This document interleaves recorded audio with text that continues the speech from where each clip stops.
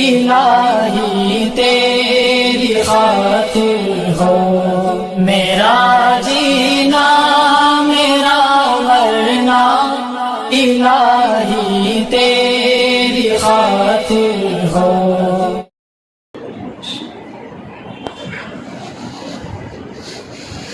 نحمده ونصلي على رسوله الكريم، أما بعد، فقد قال الله تبارك وتعالى في كلام المجيد والفرقان الحميد: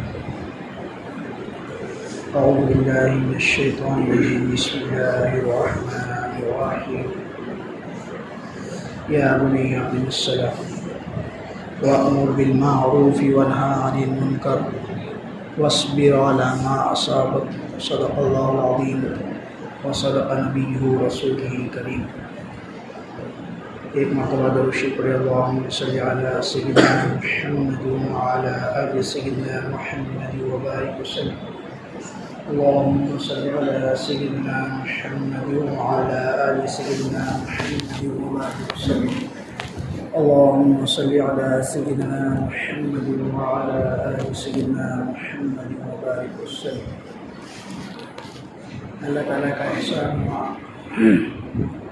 میرے پیارے مسلمان بھائیوں، عزیزوں اور دوستوں، کہ اس نے ہمیں عشاء کی نماز باجماعت پڑھنے کی توفیق عطا فرما، اور ساتھ ہی ساتھ احسان یہ ہوا کہ اللہ تعالیٰ نے تھوڑی دیر کے لیے ہمیں اس دین کی مجلس میں بیٹھنے کی توفیق عطا فرما۔ کہنے والا بھی دین کا محتاج ہے، سننے والا بھی دین کا محتاج ہے، لیکن دین کسی کا محتاج نہیں۔ ہمیں چاہیے کہ ہم اس بات کو طلب کے ساتھ سننے والے بنیں، کیونکہ بولنے والا جو کچھ پڑھ کر آتا ہے وہ نہیں بولتا، بلکہ مجمع کے طلب کے اوپر اللہ تعالیٰ اس کے ذہن میں باتوں کو ڈالتے ہیں۔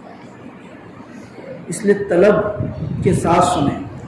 جب انسان طلب کے ساتھ کسی چیز کو سنتا ہے تو اس کا فائدہ ملتا ہے، اور جب طلب سے نہیں سنتا تو اس کا کچھ فائدہ نہیں۔ حدیث پاک میں آتا ہے کہ جہاں کہیں بھی ایسی مجلس لگتی ہے تو اللہ تعالیٰ کے معصوم فرشتے اس مجلس کو چاروں طرف سے گھیر لیتے ہیں اور آسمان تک قطار لگاتے ہیں۔ جب مجلس ختم ہوتی ہے تو تمام فرشتے اللہ کے بارگاہ میں حاضر ہوتے ہیں، تو اللہ جاننے کے باوجود، اللہ عالم الغیب ہونے کے باوجود اپنے فرشتوں سے پوچھتے ہیں کہ اے فرشتوں کہاں سے آ رہے ہو؟ اللہ تعالیٰ کتنا جانتے ہیں کہ اندھیری رات میں کالے پہاڑ پر، کالے پتھر پر جو کالی چیوٹی چلتی ہے، اس کے حقیر پیروں سے جو نشان اس پتھر پر پڑتا ہے، اللہ تعالیٰ اس کو دیکھنے والے ہیں، اور اس حقیر پیروں سے جو ٹک ٹک کے آواز آتی ہے نا، اللہ تعالیٰ اس کا سننے والا ہے۔ اللہ تعالیٰ ان تمام چیزوں کے جاننے کے باوجود کہ میرے فرشتے کہاں سے آ رہے ہیں، میرے بندوں کو ان فرشتوں نے کس حال میں دیکھا، یہ تمام چیزیں جاننے کے باوجود بھی اللہ تعالیٰ فرشتوں سے سوال کرتے ہیں۔ کیوں کرتے ہیں؟ کیونکہ یہ وہی فرشتے ہیں جب آدم علیہ السلام کو بنانے کے لیے اللہ نے فرشتوں سے کہا تھا کہ میں اپنا ایک نائب زمین میں بنانا چاہتا ہوں، تو انہوں نے کہا تھا کہ اے اللہ تو ایسے مخلوق کو بنانا چاہتا ہے جو زمین میں جا کر فساد پھیلائے، زمین میں جا کر لڑائی جھگڑی کرے؟ ہم ہیں نا تیری عبادت کرنے کے لیے، تیری بندگی کرنے کے لیے۔ شیخ زکریا رحمۃ اللہ علیہ، اللہ تعالیٰ ان کی قبروں کو نور سے بھر دے، اپنی کتاب فضائل اعمال کے اندر لکھتے ہیں کہ اللہ تعالیٰ اپنے بندوں پر فخر کرتے ہوئے فرشتوں سے کہتے ہیں کہ اے فرشتوں دیکھو میرے ان بندوں کو، ان کے پیچھے شیطان پڑا ہے، ان کے ساتھ ان کا نفس لگا ہوا ہے، ان کے ساتھ کاروبار لگا ہے، بیوی بچے ہیں، ضرورتیں ہیں، خواہشات، تمام چیزیں ہونے کے باوجود یہ صرف اور صرف میرے لیے اپنے وقت کو فارغ کر بیٹھے۔ وہ حدیث پاک میں آتا ہے نا کہ حضور صلی اللہ علیہ وسلم اپنے اصحاب کے درمیان بیٹھے ہوئے تھے، تو اپنے اصحاب سے کہہ رہے ہیں کہ اے میرے صحابہ، کل قیامت کے دن کچھ لوگوں کا حال اس طرح ہوگا کہ وہ لوگ کل قیامت کے دن موتیوں کے منبر پر ہوں گے اور ان کے چہرے چمک رہے ہوں گے، نہ ہی وہ شہداء میں سے ہوں گے نہ ہی وہ انبیاء میں سے ہوں گے۔ قیامت کا دن اتنا ہولناک ہوگا کہ باپ اپنے بیٹے کو نہیں پہچانے گا، ماں اپنے بچے کو نہیں پہچانے گی، جو زیادہ محبت کرنے والی بیوی ہے وہ اپنے شوہر کو نہیں پہچانے گی۔ ایسے ہولناکی کے عالم میں ان کا حال یہ ہوگا۔ تو صحابہ نے پوچھا کہ ہم ان لوگوں کو دنیا میں کس طرح پہچانیں؟ تو نبی کریم صلی اللہ علیہ وسلم نے فرمایا کہ یہ وہ لوگ ہوں گے جو مختلف قبائل سے ہوں گے، مختلف گھروں سے ہوں گے، لیکن ان کا جمنا، ان کا مل کر بیٹھنا صرف اللہ کی رضا کے لیے ہوگا۔ اللہ تعالی ہم سب کو اس کا یقین عطا فرمائے اور بار بار ایسے مجلسوں میں بیٹھنے کی توفیق عطا فرمائے۔ دنیاوی اعتبار سے یہ مجلس بہت چھوٹی اور مختصر سی معلوم ہوتی ہے، لیکن اس پر اللہ نے بڑے بڑے وعدے کیے ہیں، اور دنیاوی اعتبار سے جتنے بھی مجلسیں لگتی ہیں، چاہے اس میں وقت کا ہوم منسٹر کیوں نہ ہو، لیکن یہ مجلس باعث شرمندگی ہوگی کل قیامت کے دن۔ حضرت آدم علیہ السلام کو جب اللہ تعالیٰ نے دنیا میں بھیجنے کا ارادہ کیا تو اس وقت اللہ تعالیٰ نے حضرت آدم علیہ السلام کی تمام ضرورتوں کا سامان اس دنیا میں پیدا کر دیا، اور جب حضرت آدم علیہ السلام اس دنیا میں تشریف لائے اس وقت حضرت آدم علیہ السلام سے کہا کہ اے آدم، تو اور تیری ذریت یعنی تیری اولاد ان اسباب، ان چیزوں سے فائدہ اٹھاؤ اور میرے حکموں کو پورا کرو۔ یعنی یہ جو اسباب دنیا میں بنائے گئے ہیں، یہ جو چیزیں بنائی گئی ہیں، یہ مومن بندے کی راحت کے لیے بنائے گئے کہ مومن بندہ ان سے راحت کو حاصل کرے، سکون کو حاصل کرے اور اللہ کے حکموں کو پورا کرے۔ لیکن آج ہمارا حال یہ ہو چکا ہے کہ ہم اس کے الٹ چلے گئے کہ ہم انہی اسباب کے اندر لگ کر رہ گئے، انہی چیزوں کے اندر لگ کر رہ گئے، انہی کاروبار میں لگ کر رہ گئے اور اللہ کے حکموں کو بھلا بیٹھے۔ اللہ تعالیٰ ہماری حفاظت فرمائے۔ دنیا میں جتنے بھی چیزیں ہیں اللہ تعالیٰ نے اپنے کن کے ذریعے پیدا فرمائی ہیں، یعنی دنیا میں جو چیزیں ہیں اللہ تعالیٰ کے قبضے قدرت میں ہیں۔ اللہ تعالیٰ چاہے تو چیزوں کو باقی رکھ کر ان کے تاثرات کو ختم کر دے، اور اللہ تعالیٰ چاہے تو چیزوں کو ہی بدل کر ڈال دے۔ وہ آتا ہے نا قرآن کریم کے اندر کہ حضرت موسیٰ علیہ السلام سے پوچھا گیا وَمَا تِلْكَ بِيَمِينِكَ يَا مُوسَىٰ، اے موسیٰ تیرے سیدھے ہاتھ میں کیا ہے؟ تو کہا کہ میرے ہاتھ میں عصا ہے، میں اس سے کیا کرتا ہوں، پتیاں جھڑاتا ہوں، ٹیک لگا کر سوتا ہوں۔ تو جب اللہ تعالیٰ نے کہا کہ اے موسیٰ تو اپنے عصا کو کہاں ڈال، زمین پر ڈال دے، تو پھر کیا کرتا ہے قرآن، فَإِذَا هِيَ حَيَّةٌ تَسْعَىٰ، کہ وہ ایک دوڑتا ہوا سانپ بن گیا۔ تو اللہ تعالیٰ چاہے تو چیزوں کو بدل کر رکھ دے، اور اللہ تعالیٰ چاہے تو چیزوں کو باقی رکھ کے ان کے تاثرات کو ختم کرے۔ مثال کے طور پر حضرت ابراہیم علیہ السلام کو جب آگ میں ڈالا جا رہا تھا اس وقت آگ تو باقی تھی، لیکن جب ان کو آگ میں ڈالا گیا تو اس کی تاثیر کو اللہ تعالیٰ نے ختم کر دیا۔ اسی طرح حضرت اسماعیل علیہ السلام پر جو چھری چلائی جا رہی تھی، چھری تو باقی تھی لیکن اللہ تعالیٰ نے اس کے تاثیر کو یعنی کاٹنے کو ختم کر دیا۔ تمام چیزیں اللہ کی قبضے قدرت میں ہیں، اور اللہ تعالیٰ نے کامیابی کا وعدہ چیزوں پر نہیں فرمایا۔ اللہ تعالیٰ نے جو کامیابی کا وعدہ فرمایا ہے وہ اعمال پر فرمایا ہے۔ حضور صلی اللہ علیہ وسلم کے جتنے بھی اصحاب تھے انہوں نے اعمال کو اپنی زندگی میں اس طرح لایا کہ 2 رکعت نماز پڑھ کر اللہ تعالیٰ سے اپنے کام کو بنوایا، اور جب ہم اعمال کو کرنے لگیں گے تو اللہ تعالیٰ ناکامی کے اسباب کے باوجود ہمیں کامیاب کر کے دکھائیں گے۔ اور جب ہم اللہ کے حکموں کو چھوڑیں گے، اعمال کرنا چھوڑیں گے، اسباب تو ظاہر میں پتہ چلیں گے کہ کامیابی کے ہیں، لیکن اللہ تعالیٰ اسے کامیاب نہیں کریں گے۔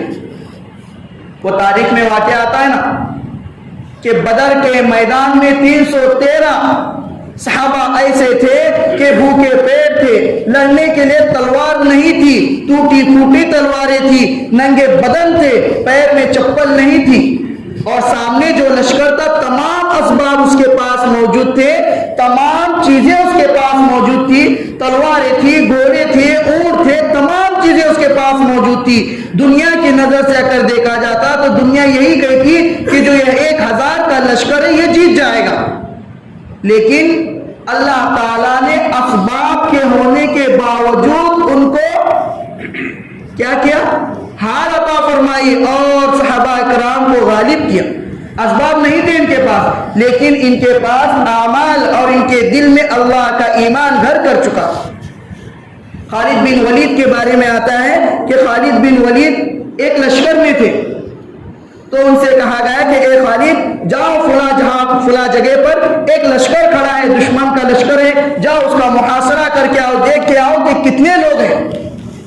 تو خالد بن ولید کہنے لگے کہ ٹھیک ہے میں جاتا ہوں۔ تو کہنے لگا سپہ سالار کہ خالد بن ولید تو جا تو رہا ہے، ساتھ میں اپنے 300 اصحاب کو لے جا۔ تو خالد بن ولید نے کہا کہ مجھے 300 کی ضرورت نہیں، ہم 30 ہی کافی ہیں۔ تو سپہ سالار کہتا ہے کہ خالد یہ دنیا دار الاسباب ہے، اسباب کو اختیار کرنا ہے، تیری ایمان کی جوش کی ہم قدر کرتے ہیں، کم سے کم 60 کو تو لے کر جا۔ وہ 60 لوگوں کا چھوٹا سا مختصر سا قافلہ جب کفار کے لشکر کے نزدیک پہنچتا ہے، قافلے کے نزدیک آ کر دیکھتا ہے کہ 60,000 کا لشکر ہے۔ کتنے کا؟ 60,000 کا لشکر ہے۔ 60,000 کے لشکر کو دیکھ کر خالد بن ولید اپنے صحابہ سے کہتے ہیں اے صحابہ تمہارے اندر شوق شہادت نہیں ہے؟ تو تمام صحابہ ایک آواز میں کہتے ہیں کہ ہمیں شوق شہادت ہے، ہم وہاں پیچھے جا کے اپنے بھائیوں کو کیا کہیں، ہم 60,000 کے لیے کافی ہیں۔ تو جب خالد بن ولید وہاں پہنچے تو حامان بن ولید جو اس لشکر کا سپہ سالار تھا وہ آ کر کہتا ہے اے خالد بن ولید ہم تو تجھے بڑا سمجھدار سمجھتے تھے، ہم تو تجھے بڑا چالاک اور ہوشیار سمجھتے تھے، تو بڑا بیوقوف نکلا، 60,000 سے لڑنے کے لیے مٹھی بھر جماعت لایا ہے۔ جا بولے ہم تجھے معاف کرتے ہیں اور ساتھ میں 2 بورے کھجور اور کچھ اشرفیاں دیتے ہیں۔ خالد بن ولید کہتے ہیں کہ اے حامان تو اپنی بزدلی کو اس تقریر کے پیچھے چھپا رہا ہے۔ جب یہ سننا تھا تو حامان بن ولید نے کہا کہ اے سپاہیوں ان مٹھی بھر جماعت کو محاصرہ کر کے گھیر لو اور پکڑ لو اور ان کو قید کر لو۔ راوی کہتا ہے کہ یہ مٹھی بھر جماعت اندر گھستے ہوئے تو نظر آئی لیکن کہاں چلی گئی اس کا پتہ نہیں چلا۔ 3 گھنٹے میں، صرف 3 گھنٹے میں پوری جنگ کا فیصلہ ہو گیا اور 60 نے 60,000 کا منہ موڑ کر رکھ دیا۔ کون سی طاقت تھی ان کے پاس؟ ان کے دلوں کے اندر صرف اور صرف ایمان کی طاقت تھی۔ ان کے پاس یہ بات تھی کہ کرنے دھرنے والی ذات صرف اور صرف اللہ کی ہے، ان اسباب سے کچھ نہیں ہوتا۔ 1,000 پر بھاری پڑا، اللہ وہی ہے جو ان اصحاب کے زمانے میں تھا، جیسا حضور صلی اللہ علیہ وسلم کے زمانے میں جو لیمبو کھٹا تھا آج بھی وہ لیمبو کھٹا ہے، لیکن کمی کس میں؟ ہمارے اندر کمی ہے۔ تو ہمیں چاہیے کہ ہم اپنے ایمان کو بنائیں، ہم اپنے اعمال کو بنائیں، ہم اپنے یقین کو بنائیں۔ اور اعمال بنتا کس سے؟ ایمان بنتا کس سے؟ یقین بنتا کس سے؟ دعوت کے کام سے بنتا ہے۔ وہ حضرت لقمان علیہ السلام اپنے بیٹے کو نصیحت کر رہے ہیں کہ اے میرے بیٹے یا بنی اقیم الصلاۃ وامر بالمعروف ونہی عن المنکر واصبر علی ما اصابک، اے میرے بیٹے نماز قائم کر، اچھائی کا حکم کر، کیا اچھائی کی دعوت دے، برائی سے لوگوں کو روک۔ جب تو یہ کام کرنے لگے گا تو تیرے پہ مصیبت آئیں گی تو اس پر صبر کر لے۔ اپنے بیٹے کو نصیحت کر رہے ہیں۔ تو ہمیں اگر اپنا ایمان بنانا ہے تو یہ دعوت کے کام سے لگنا ہوگا۔ جب انسان اللہ اللہ بولے گا تو اللہ دل کے اندر گھر کر جائے۔ اور یہ دعوت کے کام کے لیے قربانیاں شرط ہیں. کیا شرط ہیں؟ قربانیاں شرط ہیں. جتنے بھی نبی آئے ان کے قصے کو آپ اٹھا کر دیکھ لیجئے کہ یہ دعوت کے کام کو کیا, انہوں نے قربانیاں دی. کوئی نبی ایسا نہیں جس نے اس دعوت کے کام کو نہ کیا ہو اور ان پر حالات نہیں آئے ہو. تمام نے اس دعوت کے کام کو کیا اور ان پر حالات آئے. حضور صلی اللہ علیہ وسلم کے بارے میں آتا ہے کہ ان کا چچا جب حضور صلی اللہ علیہ وسلم پیدا ہوئے تو مکہ کے گلیوں میں پھر پھر کر کہتا تھا کہ میرے بھتیجے کے جیسا کوئی ہے. لیکن جب حضور صلی اللہ علیہ وسلم نے اس دعوت کے کام کو کرنا شروع کیا تو سب سے پہلے پتھر مارنے والا ان کا چچا ہی تھا. سب سے پہلے مخالف ہونے والے ان کے خود کی تھے. قربانیاں دینی ضروری ہیں, قربانیاں تو شرط ہیں. کہتے ہیں نا کہ بھائی بغیر قربانی کی کوئی چیز انسان کو نہیں ملتی. حضرت خباب کے بارے میں بارہا سنتے ہیں, حضرت بلال حبشی کے بارے میں بارہا سنتے ہیں. حضرت بلال حبشی امیہ بن خلف کے غلام ہیں. پتا چلا کہ مسلمان ہوا ہے تو رات بھر زنجیروں میں باندھا جاتا اور کبھی امیہ بن خلف میں مارتا تو کبھی ابو جہل مارتا, اور مارتے اتنا کہ اپنی پورا زور ختم کر دیتے. اور جب رات کو جا کر سوتے تو صبح اٹھ کر ان زخموں کو تازہ کرنے کے لیے ان کو گرم ریت پر سلایا جاتا. اتنی قربانیاں دی. حضرت خباب سے کسی نے پوچھا, حضرت عمر غالباً, حضرت عمر رضی اللہ تعالیٰ عنہ نے حضرت خباب سے پوچھا کہ اے عمر, اے خباب, تو نے اس دین کے لیے کیا کیا ہے؟ تو حضرت خباب نے اپنے کمر سے کپڑے کو ہٹا کر دکھایا. تو حضرت عمر رضی اللہ تعالیٰ عنہ کہتے ہیں کہ خباب ایسی کمر میں نے کسی کی نہیں دیکھی. اتنی قربانی کہ ان کو انگاروں کے شولوں پر گھسیٹا جاتا, ان کے خون سے, ان کے چربی سے وہ آگ بجھ جاتی. حضرت سمیہ رضی اللہ تعالیٰ عنہ 70 سال کی بڑھیا ہے اور اس دین کے لیے انہوں نے بھی قربانی دی. زیادہ دور جانے کی ضرورت نہیں, جس کے وجہ سے آج ہم اور آپ بیٹھے ہیں. مولانا الیاس صاحب رحمۃ اللہ علیہ, انہوں نے 1300 ایکڑ زمین کو اللہ کے راستے میں قربان کر دیا. نہیں تو آپ کا اور ہمارا معاملہ کچھ نہیں ہے. یہ وہی محنت ہے. اگر ہم اس محنت کو کرتے رہیں گے, ایمان کو بنانے کی فکر کرتے رہیں گے تو ٹھیک ہے, نہیں تو کچھ مسئلہ نہیں. آج ہم اپنے ایمان پر مطمئن ہو کر بیٹھ گئے, یقین کے ساتھ بیٹھ گئے, سکون کے ساتھ بیٹھ گئے کہ بھائی میں 5 وقت کا نمازی ہوں, میں روزہ رکھ لیتا ہوں, میں زکوٰۃ دے دیتا ہوں, بس ختم. ہم اپنے ایمان کی فکر کرنا چھوڑ دیے. کل قیامت کے دن وہ لوگ جس کے بارے میں نبی کریم صلی اللہ علیہ وسلم نے دنیا میں کہا تھا کہ یہ فلاں شخص جنتی ہے, یہ ابو بکر جنتی ہے, یہ عمر جنتی ہے, یہ لوگ کل قیامت کے دن یا ربی نفسی یا ربی نفسی کہتے ہوں گے. حضرت ابو بکر صدیق رضی اللہ تعالیٰ عنہ کی موت کا وقت قریب ہے, وہ دنیا کو چھوڑ کر جا رہے ہیں, ان کے پاس میں بیٹھی ہوئی ان کی بیٹی رو رہی ہے. تو حضرت ابو بکر صدیق اپنی بیٹی کی طرف منہ کر کے کہتے ہیں, اے بیٹا کیوں روتی ہے؟ تو بیٹی کیا کہتی ہے پتہ ہے کہ باپ کی میت, باپ کے انتقال کے وقت میں بیٹی نہیں روئے گی تو کون روئے گا؟ کیا کہہ رہی ہے؟ بیٹی نہیں روئے گا تو کون روئے گا؟ بھائی اصول وہی ہے نا کہ باپ کے انتقال جب بھی ہوتا ہے تو بیٹا ہی روتا ہے نا زیادہ تر. تو حضرت ابو بکر صدیق کہہ رہے ہیں کہ اے بیٹی, مجھے تو اس چیز کی فکر ستا رہی, کہیں میرا روح نکلنے سے پہلے میرا ایمان نہ نکل جائے. کون لوگ تھے؟ جس کو اللہ تعالیٰ نے تبوک کے وقت میں سلام بھیجا, جنگ تبوک کے وقت میں سلام بھیجا. اے نبی پوچھئے بولے ابو بکر سے کہ اللہ سے راضی ہے, جس کے بارے میں نبی کریم صلی اللہ علیہ وسلم نے دنیا میں بتا دیا کہ ابو بکر تیرا احسان میں نے نہیں چکایا, تیرا احسان کا بدلہ تو قیامت میں اللہ تجھے دے گا. اتنی قربانیاں دینے والے وہ دنیا کے اندر رہتے ہوئے اپنے ایمان پر مطمئن نہیں ہے. حضرت عمر رضی اللہ تعالیٰ عنہ کے بارے میں آتا کہ حضرت عمر رضی اللہ تعالیٰ عنہ کا جب موت کا وقت قریب آ رہا تو اپنے بیٹے عبداللہ سے کہہ رہے کہ عبداللہ میرے سر کو نیچے رکھ، اور اپنے چہرے کو مٹی میں مل رہے ہیں اور کہہ رہے ہیں کہ اللہ آج اگر تو نے عمر پر رحم نہیں کھایا تو عمر تو ہلاک ہو جائے۔ کون لوگ ہیں جس کے بارے میں نبی کریم صلی اللہ علیہ وسلم نے کہا کہ میرے بعد کوئی نبی نہیں، لیکن اگر کوئی ہوتا تو عمر ہوتا؟ بولے 17 آیتیں قرآن میں ایسی ہیں جیسے حضرت عمر نے سوچا، نبی کو بتایا، فوراً اللہ نے ان کے مطابق آیت کو نازل کی۔ ایسے اصحاب اپنے ایمان پر مطمئن نہیں ہیں، مرتے وقت بھی ایمان کی فکر کر رہے ہیں۔ آج ہم اپنے ایمان کے اعتبار سے ایک دم مطمئن ہو گئے ہیں کہ ہم مرنے کے بعد سیدھا باپ کی جنت میں جائیں گے۔ حضور صلی اللہ علیہ وسلم کی لاڑکی بیٹی، چہیتی بیٹی حضرت فاطمہ الزہرا رضی اللہ تعالیٰ عنہ کا جب انتقال ہوا، جب ان کے تدفین کے لیے وہاں پر لے جایا گیا تو اس وقت قبر نے کیا کہا تھا؟